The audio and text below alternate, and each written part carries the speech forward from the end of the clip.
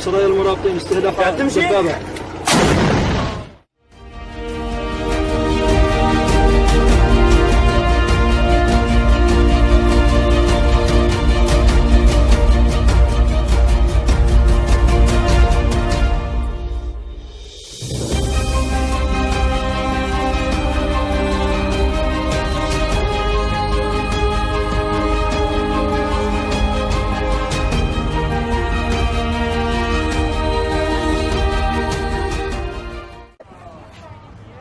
Okay. Susan McNamara tried kayaking for the first time in 1996.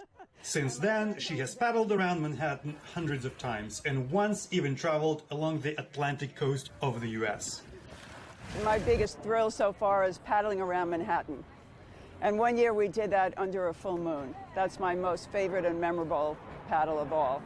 Going out at 8 o'clock and just paddling under a full moon and coming back at 4 in the morning. And having the whole river to yourself. Since the pandemic, McNamara says the Hudson has been a lot less crowded until lately. Closed gyms and restaurants have forced thousands of people to look for new, fun ways to spend their free time and stay fit. Amy Arki is among those who tried kayaking for fun once, but fell in love. At first, I had no idea what I was getting myself into. Something was telling me that I just needed to come here and try it out. And then once I took the basic classes, I started from kayaking 1, 2, 3, 4 basics, 1, 2, 3, 4. It just felt so good in the water. Since that first class, Arki has paddled to Statue of Liberty and even made her way to Coney Island to do some whale watching. That 50-kilometer long trip took her over 9 hours. Kayaking on the Hudson River is not a pastime for novices. It's more suitable for experienced and strong rowers. Twice a day, the current changes its direction thanks to the tidal curve. And if these changes are not taken into account, a kayak may be taken into the Atlantic Ocean in just half an hour. You can do it! Eric Stiller is the managing owner of Manhattan Kayak, the oldest kayak rental and tour company in New York City. His father started importing kayaks from Germany over 6 decades ago. Today, 59 years old, Eric proudly continues what his father started. In kayaking, you're using a lot of core musculature, arms, shoulders, chest, and back. And believe it or not, you're using a fair amount of legs to push off the pegs inside of the kayak as well. So we create a dynamic where we're using our whole body.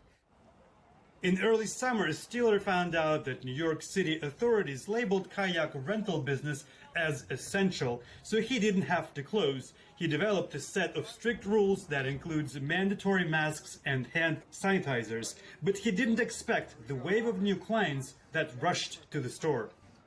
So all of a sudden, we found out people wanted to come and learn how to kayak and stand-up paddleboard as a really great way to get out of their houses after 8 weeks and have a great time. So for us, we found that our demand increased a bit, but we had to match COVID safe with being able to register everybody online in limited numbers per hour. The demand proved to be so great that for a while, kayaks were almost impossible to find in New York stores. But people like Susan McNamara, not surprised. After all, she discovered the magic of kayaking decades ago. Dmitrii Vershinin for VOA News, New York.